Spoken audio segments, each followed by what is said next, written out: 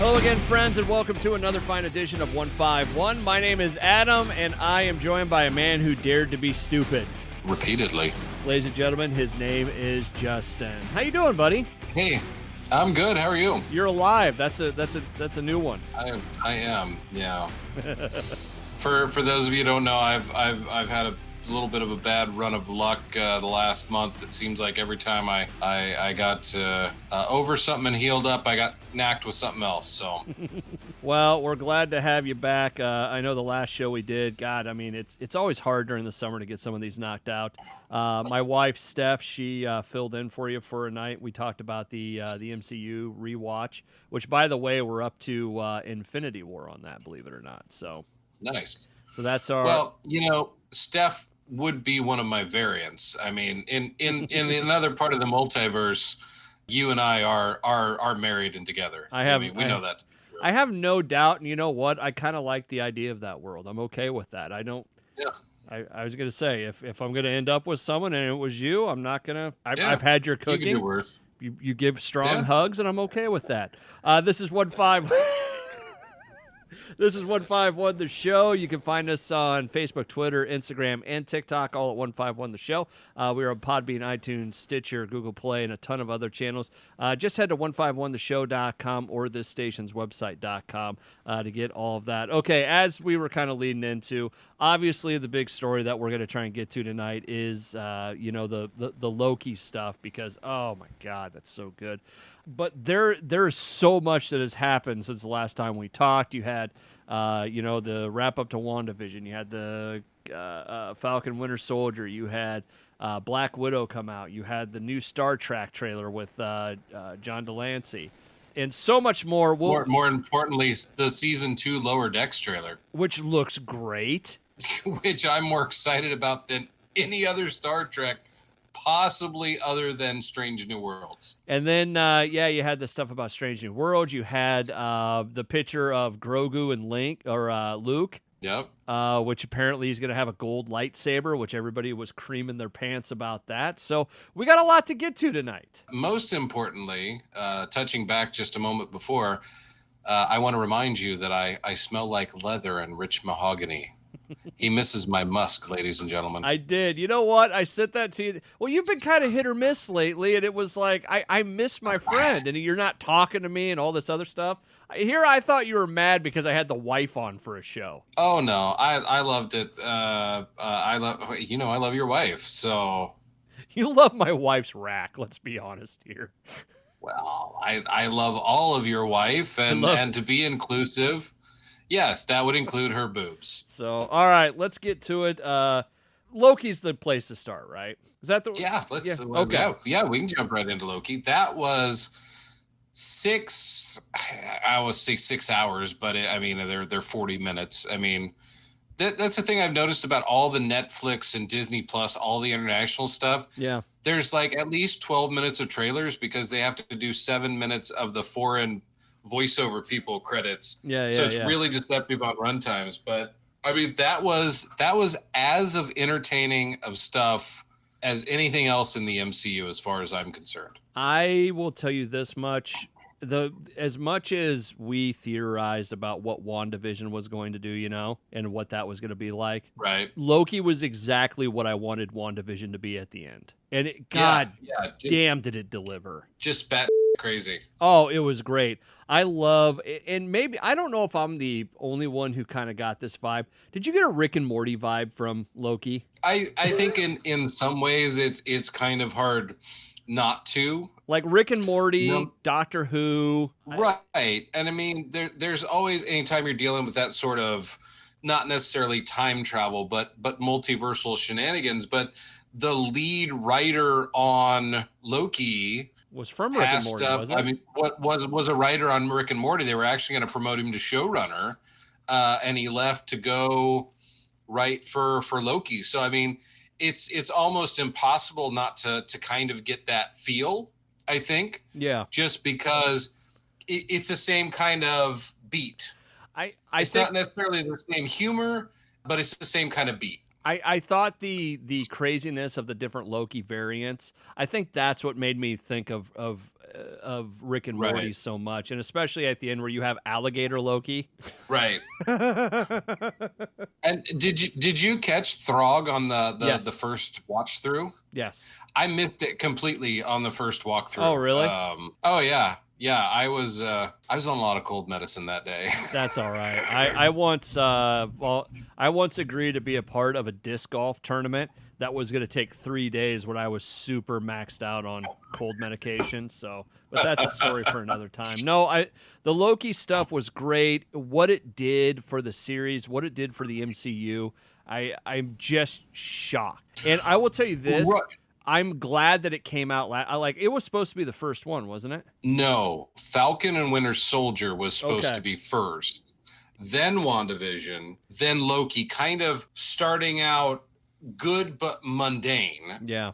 I mean, because think about it. I mean, compared to we just rewrote all of the multiverse and in an area outside of time did something that affected the entire timeline and rewrote everything, compared to, hey, there's a couple of vials of super soldier formula running around and we're going to make a political statement about refugees. Those are grossly different stakes. I mean, it was kind of starting mundane and then getting a little weird with WandaVision and then going full-blown bat with Loki. And instead we kind of did this stair step in the opposite sort of direction. If Loki had come out first, I would have been super disappointed in the other ones. And don't get me wrong, that's not to say that I didn't like WandaVision or I didn't like, Falcon and Winter Soldier. I just thought I liked them on different levels, and I liked how crazy Loki got. I think there's two things there. Number one, spoiler alert, if you haven't seen it, we don't care. It goes down and we don't care. That was originally supposed to end without that little tag at the scene. Like the last episode of that as written originally was she says, I'm sorry, stabs him, he goes through, and that's the end of the show. Yeah. There was no tag of, hey, we'll be back in season 2. And that kind of, if you think about that, whatever we get from here on out in movies now, especially if you go back to that was the ending as written, this stuff could be insane.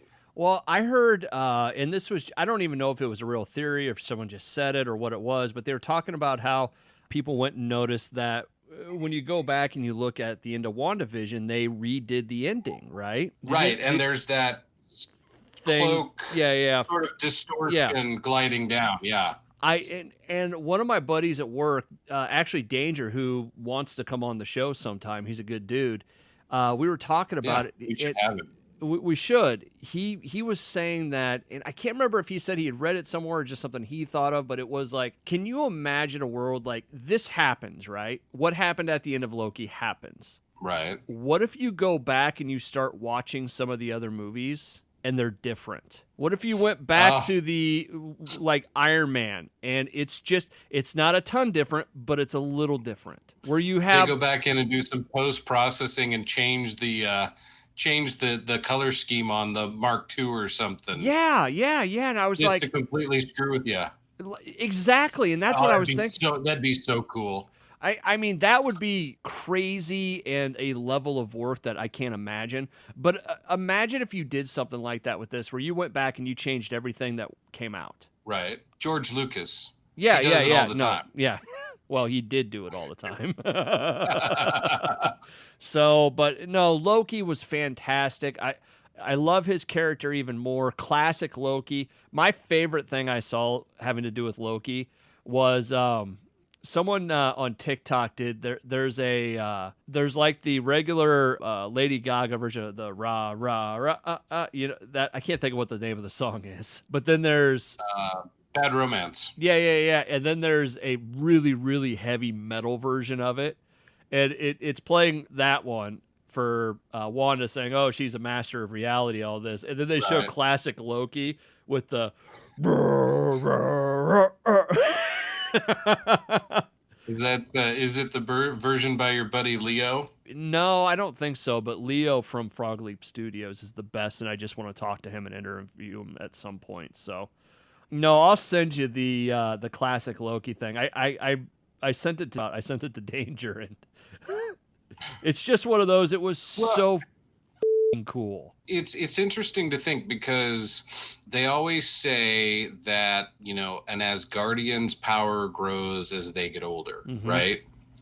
So, in fact, there was an episode of one of the animated Avengers where they couldn't beat Thanos, so they literally put Thor in a like time warp for like 600 years passed in the blink of an eye. Yeah. Just so he was powerful enough. Yeah, so he was powerful enough to come out and kick Thanos's ass. So it is kind of interesting to think, okay, classic Loki, was he just so much more powerful because whatever makes Asgardians, even though Loki's a frost giant, you know, does the same hold true? Does he get more powerful the older he gets? Oh, no, it wasn't Wanda. It was Mysterio. That was the TikTok thing going back. I found it. I'll send it to you right now.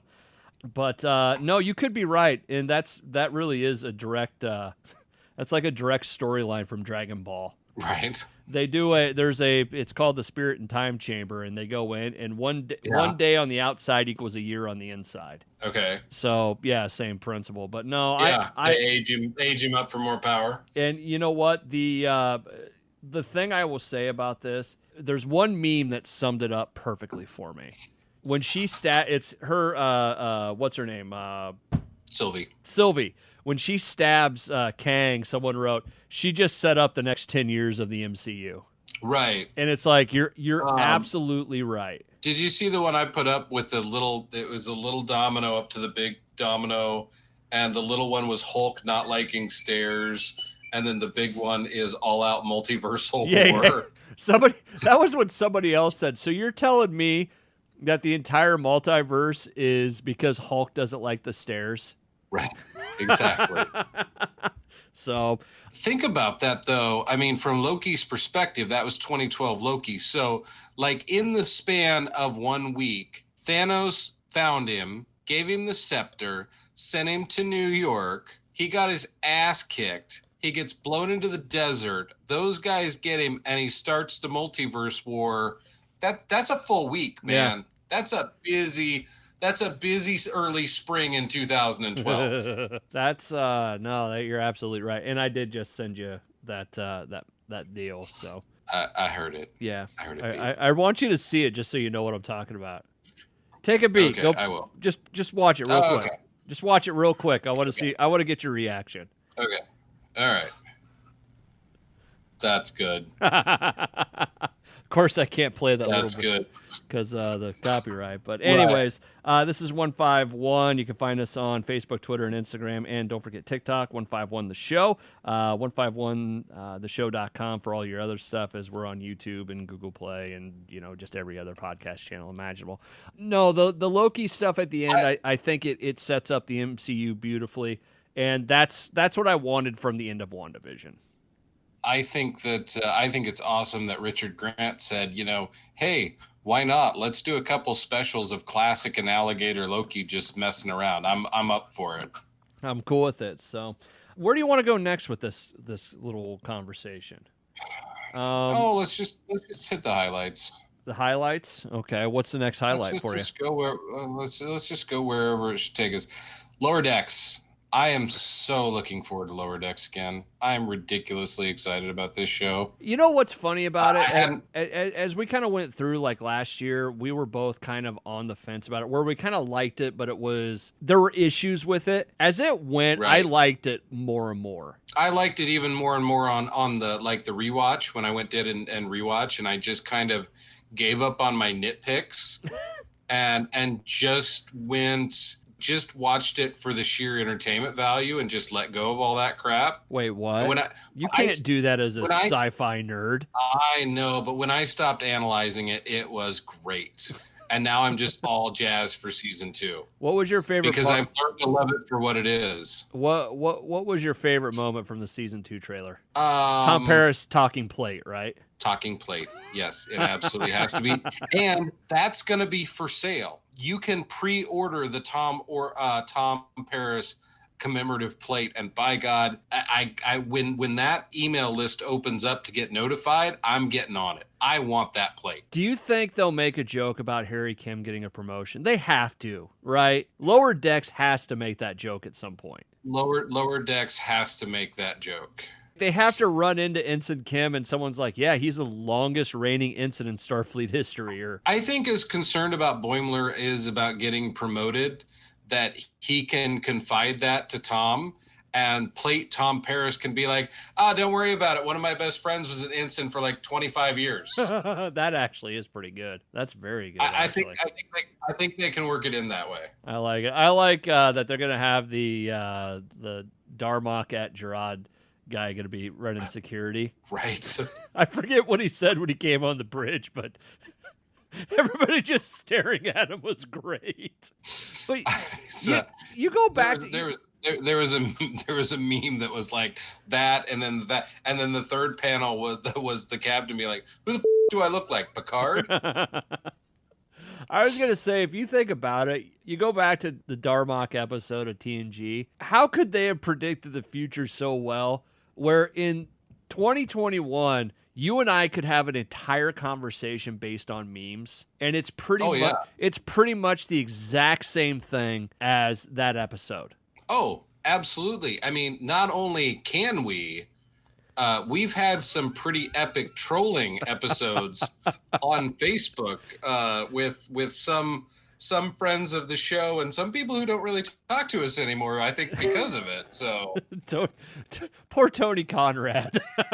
Tony Conrad is the most often used target of that. Yes, him or Seth Alney. So just a little behind the scenes show note here. One of us will tag the other one, just knowing that if we both happen to be free at the same time, we have literally spent an hour going back and forth with animated memes, just trying to piss people off. It's so, because every time they think they're getting away, like it's over, it goes one. We pull them back in. And for people who don't know us, they must absolutely think we're like the most terrible people on the face of the earth. But for the people that do know us, well, well,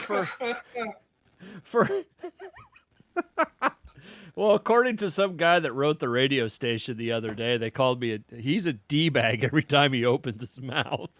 Oh, nice. And then he wrote, hey, station, get your together, and I liked it as myself. And then he deleted the comment. Oh, that's good. So, no, Lower Decks looks great. I can't wait for it. That's coming out pretty soon, isn't it? Like August? Like August 12th. Staying on the Star Trek thing, real quick, the Picard Season 2 trailer came out.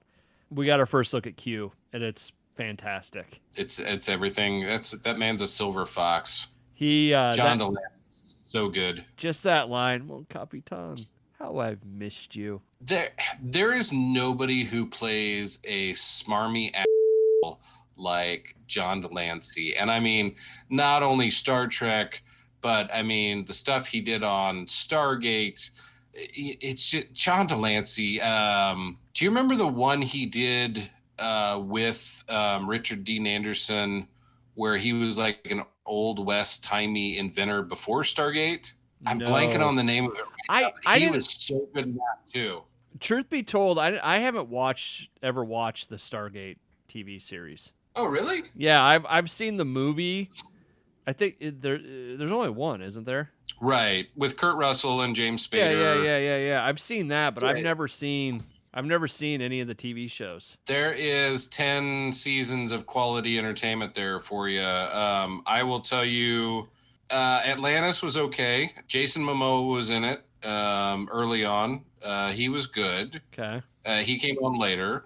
Robert Picardo was on it. Yeah. It started out a little rough and got better. Okay. But I mean, for 10 seasons of quality entertainment, man, you cannot beat the original Stargate. Yeah, I don't know what it was. I just never got into it. I never watched it. I know people liked it. I never had a reason not to. I just never did. So no, you can. I'll tell you what. You can either do the long run or about season 8 when Richard Dean Anderson left. Ben Browder from Farscape came in. Okay, and they sort of did a soft reboot of it. You can pick it up there and see whether you like it or not. Okay, we can do that. Excuse me. No, you're fine. You're fine. I'll cut that out. Yeah, but going back to the season. There you go. So I'm joined by Doc Holliday tonight. Right. Wyatt, I am rolling. Oh, how did you not do that? I'm your Huckleberry. I don't know. I've always responded with Wyatt, I am rolling when somebody refers to me as Doc Holliday. That's not the first time, actually, strangely enough. Random question. Which Wyatt Earp movie did you like better? The Kurt Russell or the Kevin Costner? Oh, Kurt Russell all the way. Really? Tombstone. Oh, yeah. Tombstone's great. I love Tombstone. I really like Wyatt Earp, too. All of Kevin Costner's stuff to me is always just a little bit too wide shot, thematic music, slow roll. It always comes off a bit dry. And it doesn't matter whether it's Dances with Wolves, it's his Wyatt Earp movie. It just, there's something about that dude. When he's in a movie to me, it just comes off as a slow roll. So you just reminded me of something.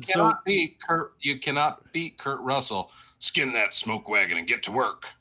We were driving out to Colorado, me and one of my buddies, Sabo. We were driving out to Colorado for St. Patrick's Day to see a couple of our friends. And as we're going out, this was before cell phones were huge, so there wasn't anything to do. So we took a notebook and we were writing down quotes as we'd go. And we were out in western Nebraska, and at some point, 10 hours into this trip, or however long it was I'm waiting to see Kevin Costner on a horse out here. Yes, because at a certain point in western Nebraska, or like I was trying to explain to my girls one day driving through Kansas, it's like, yeah, at a certain point you just literally cross into the Wild West. Yeah. What were some of the other ones? There was one, it was like, wow, God really phoned this one in. Speaking of that gentleman, let's wish him at this point happy belated, but happy 40th, Sabo.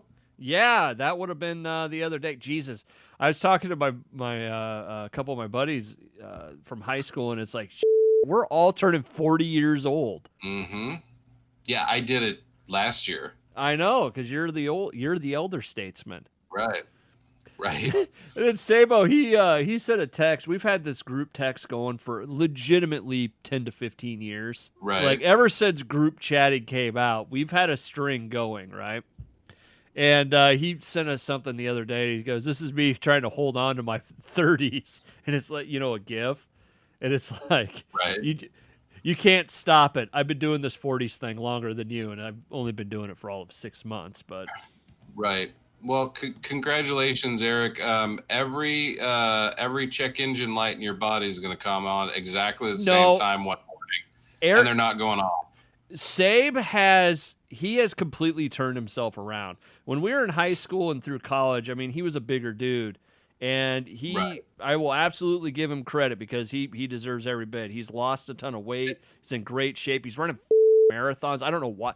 And absolutely, I applaud him. Hell, you remember the picture when I saw him on your video? I'm like, who the hell was that? Because I didn't even recognize him for a minute. Yeah. And congratulations for the total body transportation. Doesn't matter. Your check engine light's going to come on, and they're never going back off, dude. That's part and parcel of being 40. At some point, you're going to fall apart. I remember one of my buddies. I turned 20. He goes, "It's all downhill from here." Right. So this is 151. You can find us on Facebook, Twitter, and Instagram. Don't forget TikTok, all at 151 The Show. Everything else, just head to 151theshow.com. That'll pretty much taken care of you. As we kind of wrap up tonight, boy, there's a ton of stories out there. You've got all the stuff about everybody's pissed at Disney right now. Yep. ScarJo's going to sue him. Looks like Emma Roberts is going to sue him. You had the Ghostbusters. We got our first hint of Dan Aykroyd in it. Oh, I've got a Dan Aykroyd story for you. At the end of that trailer, going into that, not knowing what was coming, when I heard, when the phone rang and it was, we're closed, legitimate chill down my spine like I did not expect to have. Raise a cult. No, so my Dan Aykroyd story for you real quick. Yeah. As everybody knows, I work in radio. That's the, full-time job. And I saw there's a Discovery Channel show that he's going to be like hosting or something. And I've got ties to Discovery Channel. One of their, there's a show prep guy that sends me all sorts of interviews and stuff. And they're for Disney or Disney, Discovery and Discovery Plus. Anyways, so I wrote him. I'm like, holy shit, I didn't know Dan Aykroyd was doing this. Can you check and see if he's going to do radio interviews? And he responded back. He goes, yeah, I will. But he goes, I'm guessing it's not going to happen. I go, well, all they can do is say, the worst they can do is say no. Within 10 minutes, he wrote and said, nope. They got back to him that fast. I'm like, well, that dream died quick. Right. So I really want to interview Dan Aykroyd. I actually want to really interview a lot of those guys. Right. I've actually interviewed Ernie Hudson before. I was going to say you got a third of the remaining Ghostbusters. I know, right? When you got Ernie Hudson. Egon, I'm going to need Seth Olney for.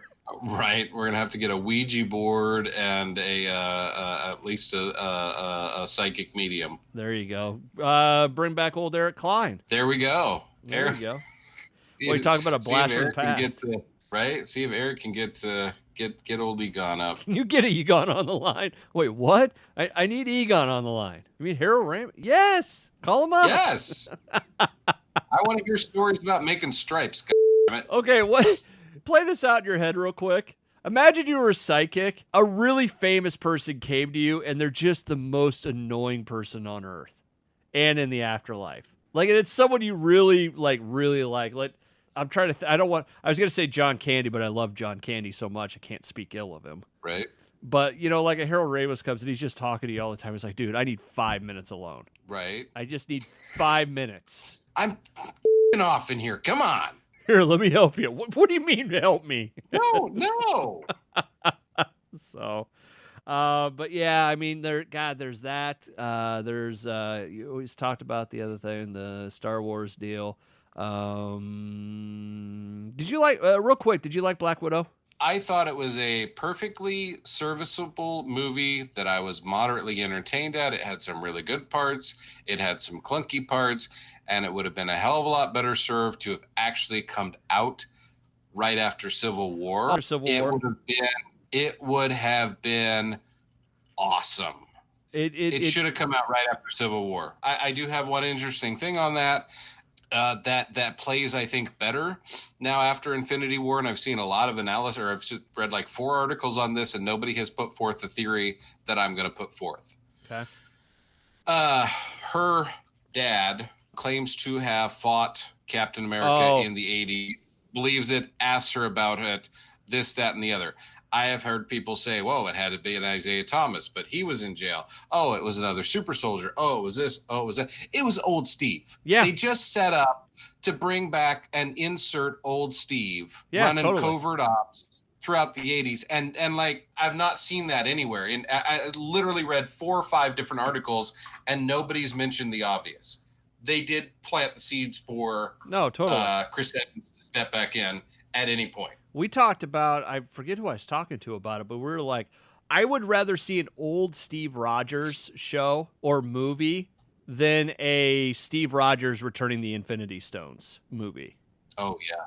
I would rather, like, something comes up like Cuban Missile Crisis or, something like that. Yeah. And you have old Steve Rogers. Right. Doing his thing. And look, as long as Chris Evans stays reasonably fit and Haley Atwell will come back to play Peggy Carter. Yeah.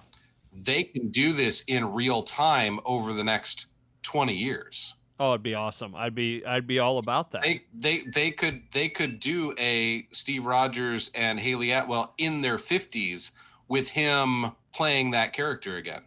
Going back to Black Widow as we kind of wrap up here, the one thing I want to ask you about it. By the way, that was my first movie back in the theater since February of 2020, and we went and did IMAX at that Palms Theater over in Waukee. I love that theater. It is Waukee. Yeah, it is Waukee, isn't it? Yeah. Awesome. Yep. Loved it. Fridley Theaters are awesome.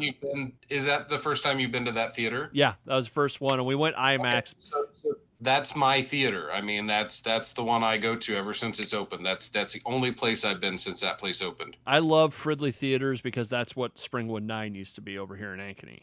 Right. So, anyways, what I was going to say, the only part of that movie I really didn't like, and it really took me out of the movie, was you remember how, like, in Avengers and Avengers 2 and stuff, you see the helicarrier and you see how graceful it is, you know? And then you see that Russian hunk of shit flying through the air at the very end. Like, I'm waiting for, like, to see some old, like, diesel engine running this in, like, black smoke coming out. But I'm like, how is this thing staying in the air? They show the outside of it and you're like, that thing's a death trap. They show the inside, it's like ballroom and shit. And I know I just dropped a whole bunch of swears about this, but I mean, that's what I thought when I saw. I'm like, how is this hunk of shit staying in the air? How is this guy on the forefront of all technology? It's all of, like, appropriated Hydra and SHIELD technology that they stole in the 80s. Just that piece of shit flying through the air. Like, really? And we couldn't find this? Right. You couldn't follow the black cloud of smoke behind this? Captain Planet would have a conniption fit seeing that thing. Oh God! All right, everybody. Are you seriously telling me that Iron Man or War Machine hasn't gone, hey, why is there a grass fire in the skies over Russia? I mean, we've got people all over the world talking about chemtrails, and nobody could see this thing. Right. At least SHIELD had the mirrors, the mirror reflective bottom that they turned on. God. All right. This has been 151. My name's Adam. That's Justin. You can find us on Facebook, Twitter, Instagram, and TikTok, all at 151 The Show. For everything else, just head to 151theshow.com. That'll have all the podcast links and YouTube and all that. Tonight, we can't end without a shameless plug.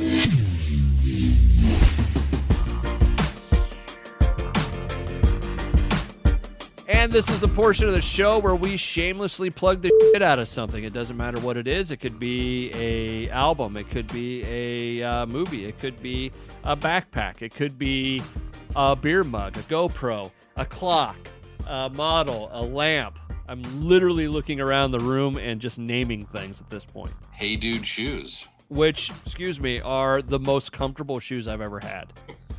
I'm not kidding. So, ladies and gentlemen, the other day, my wife says to me, because we're tentatively planning an upcoming vacation, which might involve some walking, and she said, "Hey, have you ever heard of these Hey Dude shoes?" And I said, "Have I heard of them?" I said, "You need to text Adam right now and ask him about Hey Dude shoes." And like within 2 minutes, she's like, "Oh, he says this and he says that." And I'm like, "Really? He does?" Yeah, but you know what? I got paid to go talk about Hey Dudes up at One Place for Radio. But you know what? They're not paying me to... you love that. No, I know. I but knew you loved that. They're not paying me to say anything else. The only thing I'm going to say bad about them, I love them and I walk in them and I do everything in them. They just don't have much protection on the top of the shoe. Right. And I dropped something. I dropped a tent, like one of those folded up tents at work, and I kind of dropped it more than I was moving it, and I just kind of drop. You know, when you pick something up and you just kind of drop it, and I dropped it right on my foot, and it hurt so fucking bad. Are they equivalent then to like a Chuck Taylor or a canvas top? You know, kinda, yeah. Yeah, they're not a safety toe. No, not at all. But are they comfortable? You got. Right, they are. Tonight's shameless plug, we're actually going to go back in time and go back to the theaters and something that I would actually really go do if I could find it around here. And you know what? Maybe I'll find it, maybe I won't. But the Transformers movie, the 1980s one. is coming back to theaters for a 35th anniversary. Oh, nice. Presented by Fathom Events and Hasbro, the Transformers 35th anniversary comes to movie theaters nationwide on Sunday, September 26th at noon and Tuesday, September 28th at 7 p.m. local time. Tickets will be available for purchase next month, Fathom Events. All right, I got to see if it's coming to Iowa because I would go and see that. I remember going to that movie as a kid. Like, the first movie I can remember going to as a kid was Spaceballs. Believe it or not, I can remember my dad taking me and my baby brother to Spaceballs.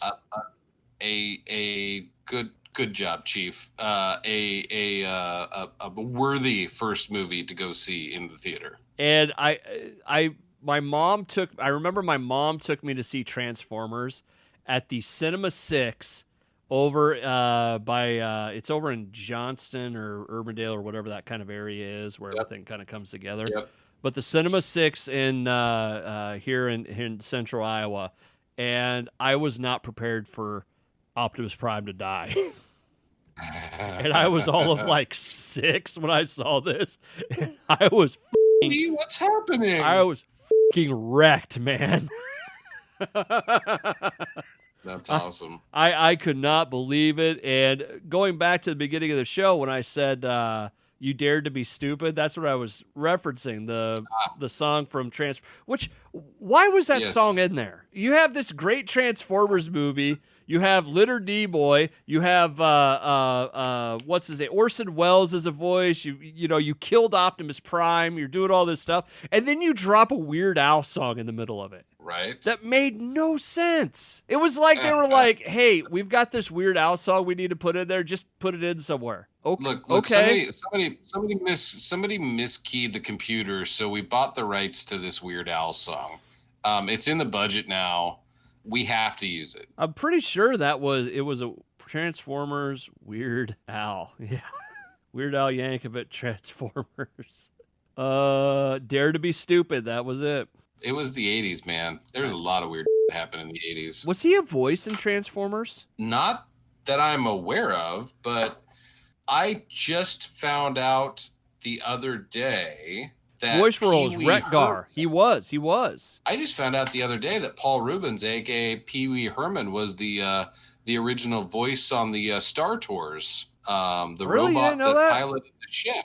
I did not know that. No, and a shameless plug on Disney Plus. There's a series called Behind the Attraction. Yeah. Where they go through the Jungle Cruise and a whole bunch of Star Tours and Space Mountain and a whole bunch of that stuff. Is really interesting and really cool. All right, we'll give it a watch. Also, kind of a shameless plug for Netflix on something like that. New season of The Movies That Made Us are out. Oh, nice. We watched Back to the Future the other night. That was crazy. Nice. So, and if you do check out the Jungle Cruise episode of the Disney show, yeah, you will see a 1950s version of the shit that I build today. Oh, cool. Yeah. Didn't know Disney was into Huge, them big double dinger, double-ended ones. Yeah, exactly. Yeah. Oh, like things you didn't know. You know what one I've been running into a lot of people that didn't know real quick, and I'll wrap up the show with this. You remember Thor Ragnarok? I do. And Korg, when Thor meets Korg in the weird cell that's circular. Yeah. And he says that, hey, he makes a rock, paper, scissors joke, and then he says, yeah, we planned the revolution, but we ran out of pamphlets. Right. And I'm like, yeah, rock got beat by paper. Paper, yeah.